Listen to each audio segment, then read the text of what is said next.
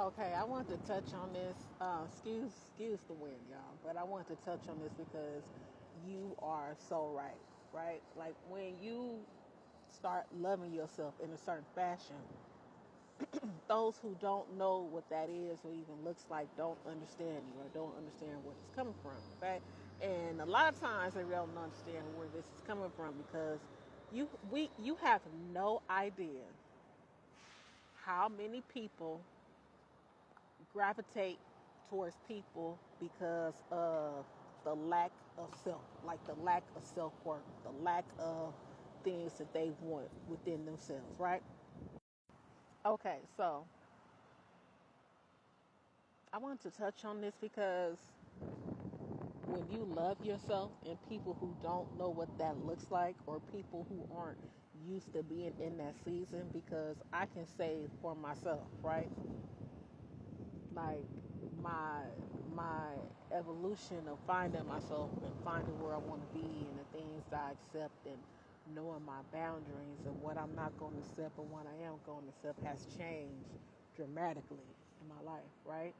So I'm not going to sit here and say that this, the things that people experience and they don't care about themselves, they can't get out of that situation. They can't get out of that situation. But when you're in the space of being in that situation, you look outside of yourself for gratification.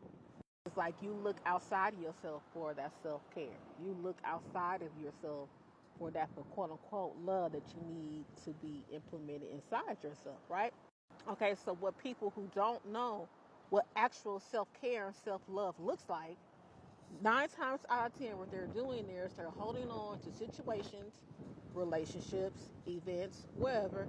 They're holding on to all these things that make them fill up the hole within themselves that where they lack the self-care, where they lack the self-love, where they lack the self-worth, right? So they hold on to these things because no matter if the situation is toxic, no matter if the situation is painful, no matter if the situation is depressful, no matter if the situation isn't, what people will quote unquote deem to be healthy, if they are holding on to a situation, is usually because there is something that they're getting from this particular situation, right?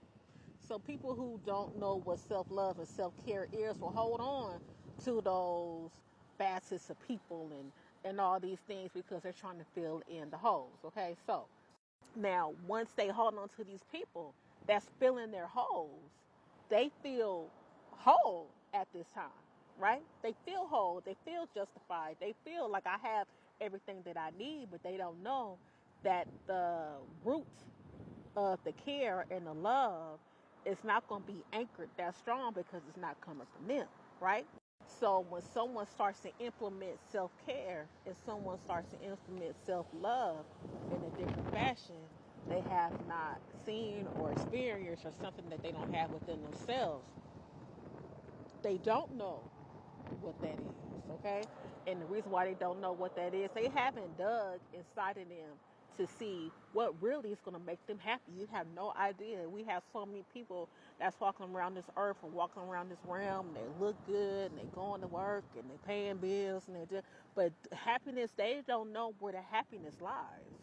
They don't know what the care that they need, that they need to give within themselves is. They don't know what that is, right?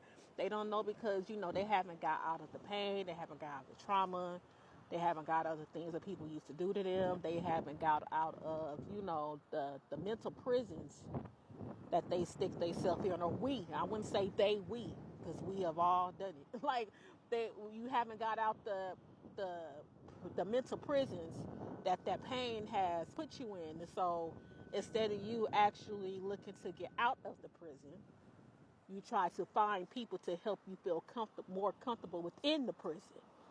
Okay? And once you start diving into self-care and self-love and self-worth, you understand that comfortability that you receive in that prison, that comfortability that you are trying to hold on to because you're scared or because of fear or because you feel inaccurate, that comfortability is all a fucking facade.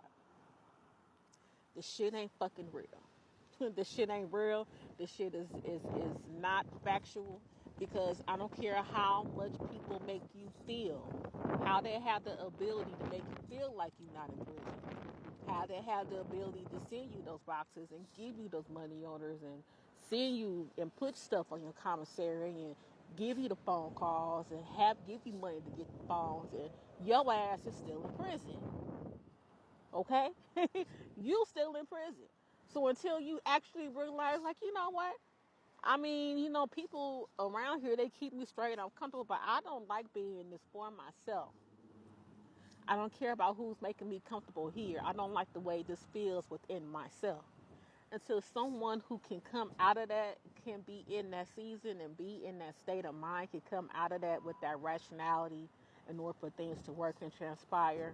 Like, they won't know what self-love is, and that's it. You have to, it doesn't matter what I'm doing. It don't matter what I'm doing, how I'm looking, how much money I got, how fine I am, how, whatever you think I have put together, or how get together. When I relinquish myself from these things and these people and these environments that I feel whole in, when I relinquish myself and when I move myself out of these arenas and these areas, I don't feel good at all. I don't feel good. I feel incomplete. I feel not worthy.